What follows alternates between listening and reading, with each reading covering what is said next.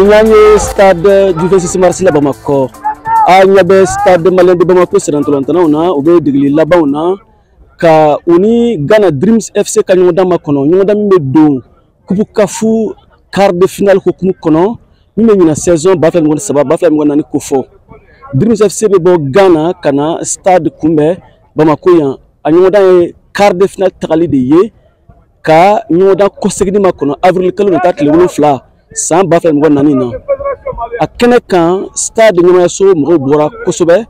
ka fara minye sengormando no bawo supporter nyamo kan ani kuna fundilawo kan ngalu tengu sirantolantana una akene kan fin flado dusulami kumawo fokata se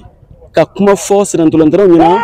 ka don ka fonyo de na fanka bon kosobe kada kan minye se sur quart de finale la obe ko segni nyoda makono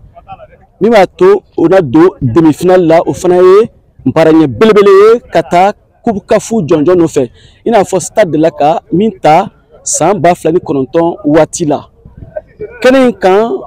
ko ba fla ka sesro Dreams FC kakabo Ghana ani fana de le karamoya hokumu kono stade ye de le karamo kurata min to go mamtu kane murle binaka degli folo ke stade du 26 mars la ka sangani nyon dan baye murle nana seku sek bako nona. Ce match, c'est un défi pour moi, pour les joueurs, pour tous les restes de l'encadrement. Je pense que c'est un match à prendre au sérieux, tactiquement.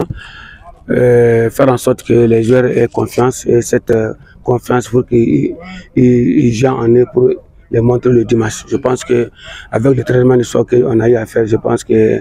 le mental est là et la motivation est là et tout le monde a envie de jouer. Je pense que la balle est dans leur camp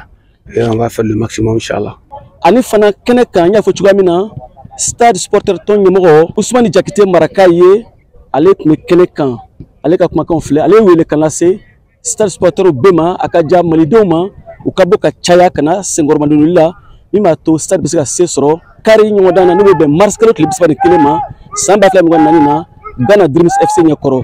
basé en comité kan kosebe kanini comité fait beka bonika mokoy kana ke ka fo yewar bla kana dro ita banala non on a demandé à tout le comité beka se ka bonika mokoy e kana terrain o kele o groupe WhatsApp nous fene me no wala sa ka sa deme war ko belebele bay me yera ku ne fene ka bolo o bela jele en groupe WhatsApp na angana ta ke kuma dro anga mobilisation ke am pebe se ka je ka botu amina kana terrain ko na la terrain ka bon endroit ani tibla ngotuni équipe nationale supporteruma on va se ka fara anga tugamna club be Bamako